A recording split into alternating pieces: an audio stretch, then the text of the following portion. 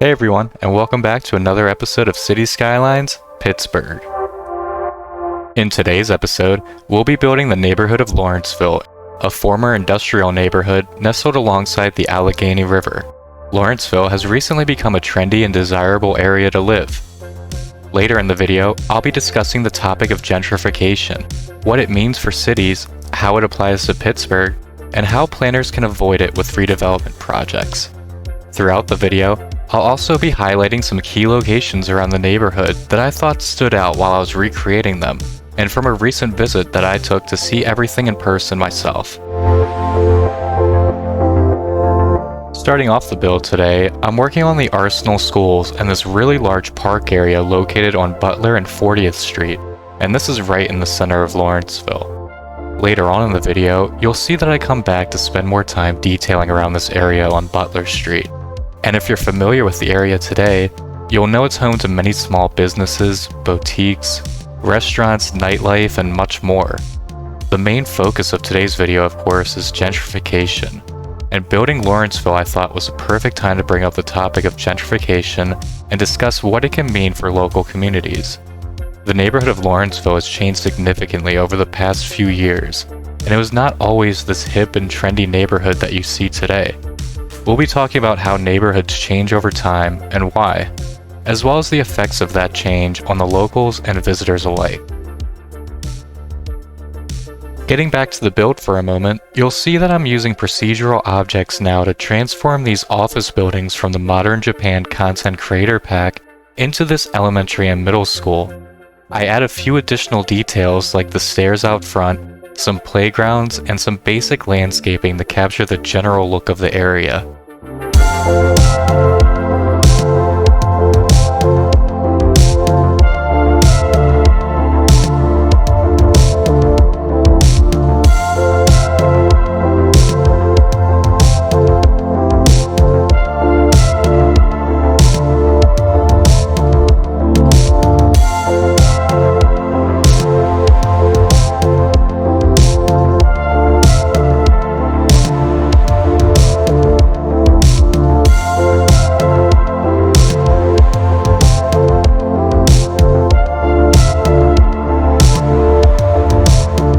Overall, in this neighborhood, I've decided to go with a lower level of detail for the residential areas once again.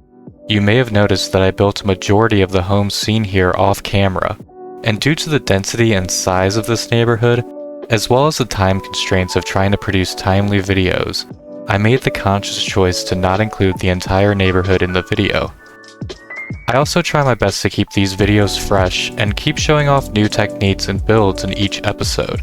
If you want to see how I build out residential neighborhoods, I recommend checking out some of my older videos, like the ones covering the South Side, Mexican War Streets, and the Oakland episodes that I've released in the past.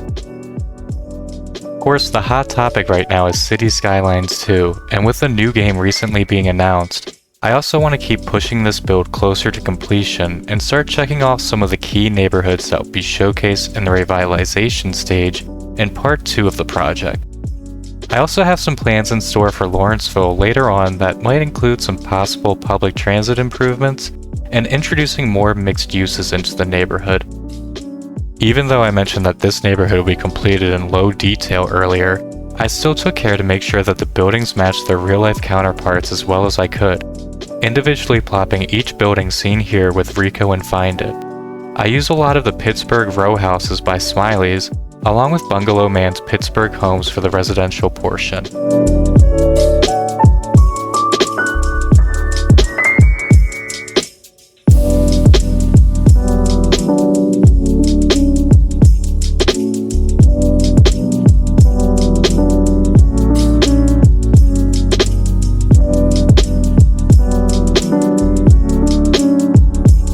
Moving over a bit to the west now, I'm over on the intersection of Butler, 34th Street, and Penn Avenue. These streets meet to create this really unique five-way intersection, and the centerpiece of this intersection, and what I'm now working on, is this historic Pittsburgh landmark known as the Pennsylvania National Bank Building. As Penn Avenue and Butler Street create this fork, They also create this thin parcel of land where the bank has resided since it was built in 1903. I used the procedural objects mod to recreate this famous landmark and its distinctive trapezoid shape. A bit of extra difficulty comes with the different road elevations, as Penn Avenue climbs up the hill towards Bloomfield and Butler Street descends towards central Lawrenceville. In-game, you can see how I adapt to the terrain by using these stair assets, some surface props, retaining walls, and more to help tidy up the plaza and create this unique public space. In front stands the Doughboy statue. This statue and the accompanying Doughboy Square were both introduced in 1921 to honor those Pittsburgh soldiers who served during the First World War.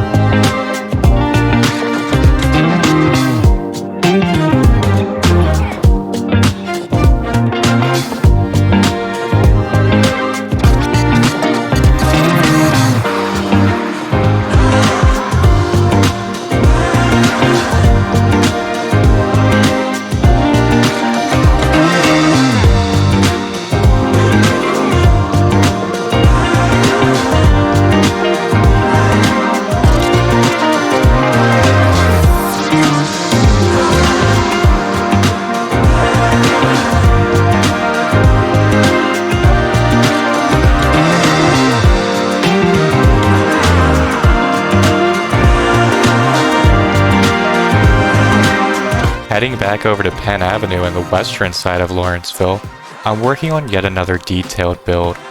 This is the Clemente Museum, dedicated to Pittsburgh Pirates Hall of Fame baseball player Roberto Clemente.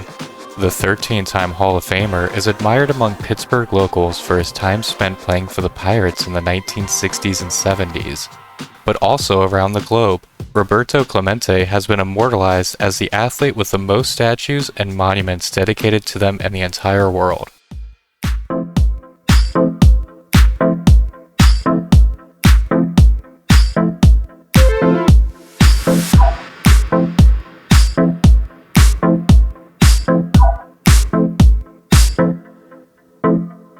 While I create and detail some of the residential areas in central Lawrenceville in this time-lapse, I wanted to make a quick mention of my channel's Discord server. I created the server for the two projects that I'm working on so I can update and interact with the City Skylines community and local residents, but it has grown into so much more. We have reached nearly 500 members in this growing Discord community, including other YouTubers and content creators, as well as some popular asset creators and modders. It's a great place to ask questions, get advice, or share your own City Skylines builds. And with City Skylines 2 on the way soon, there's never been a better time to join in and interact with some of these great community members. You can join today with the link in the description below.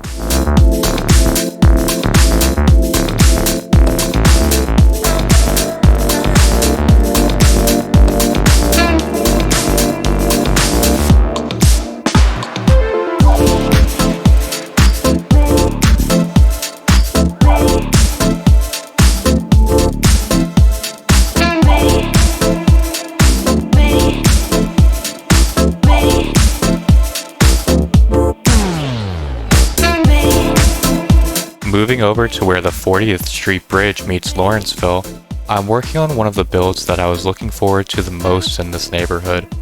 This is the Lawrenceville sign on Foster Street. While I'm unsure if this sign is really significant in any way, I wanted to really push myself to get this street corner to be as photorealistic as possible. I used the snipping tool included in Windows, along with some photo editing software to grab the Lawrenceville sign and the two billboards nearby from Google Earth Street View. Using the procedural objects mod later on, I am able to bring these images into the game for some extra authenticity. I think small details like these really pull areas together, and while I may not detail every block to this extent, focal points like this can really help sell the recreation.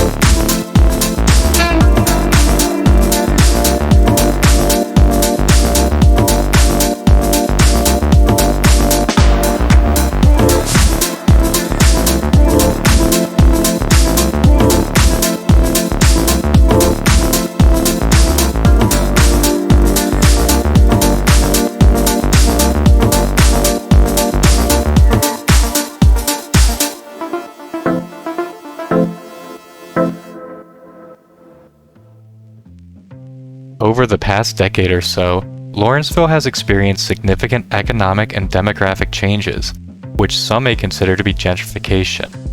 Overall, the National Community Reinvestment Coalition ranked the city of Pittsburgh as the 8th most gentrified city in America. But what is gentrification? Gentrification is a complex process that involves the influx of middle and upper class residents, the displacement of existing lower income residents, and changes to the neighborhood's physical and social fabric. While Lawrenceville has certainly undergone changes in recent years, the extent to which these changes represent gentrification is up for debate. I reached out to asset creator and Pittsburgh area resident Bungalow Man for their take on the neighborhood over time.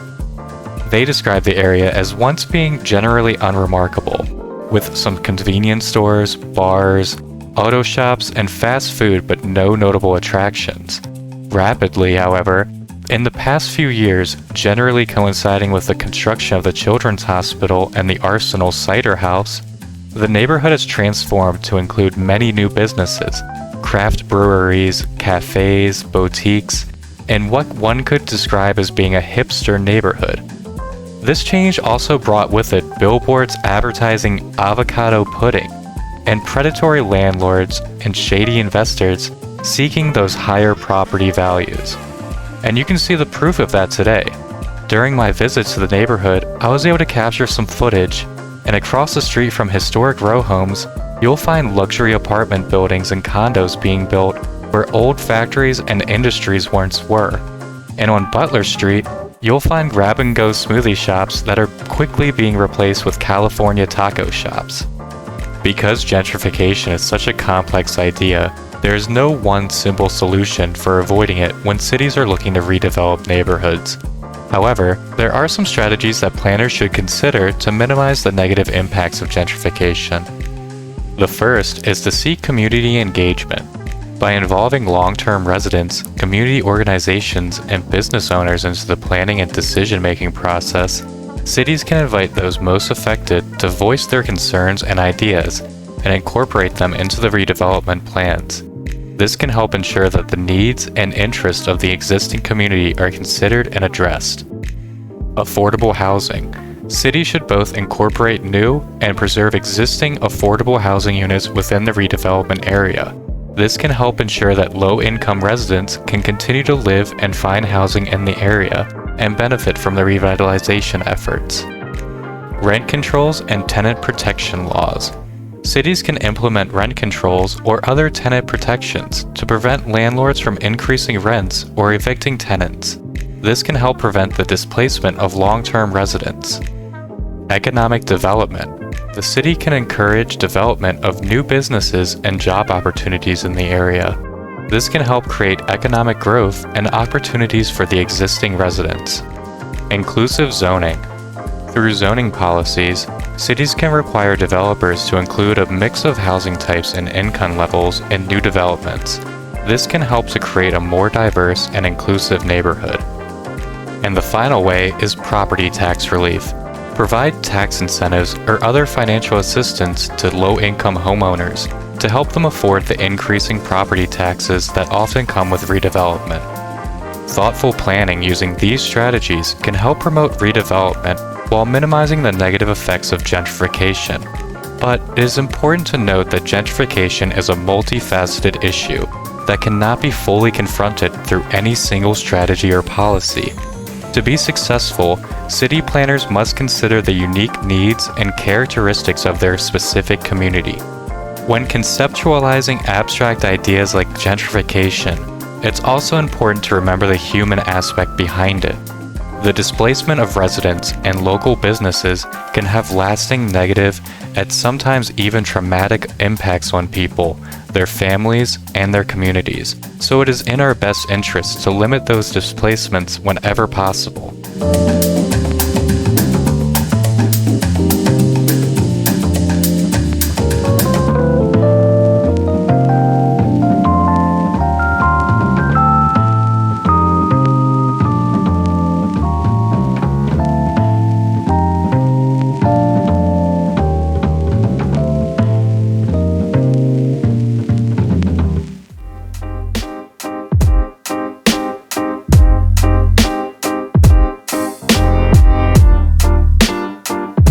During my recent visit to Pittsburgh, Butler Street really stood out to me as this walkable, dense, and attractive commercial strip.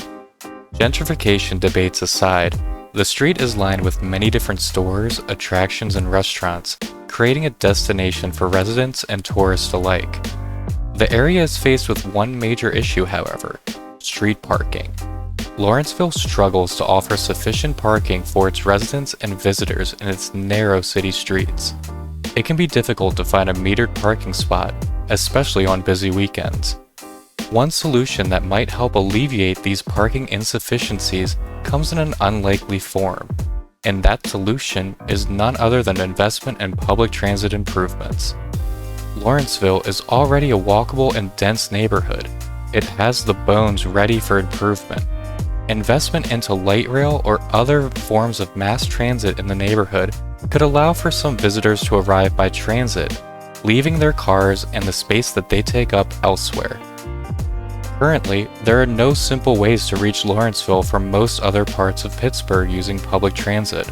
If you are outside of downtown, the trip requires multiple transfers, which can be unreliable and time-consuming. Even moderate changes to bus lines could improve Lawrenceville's connectivity to the rest of the transit network and eliminate some of these cars that crowd the busy streets nearby.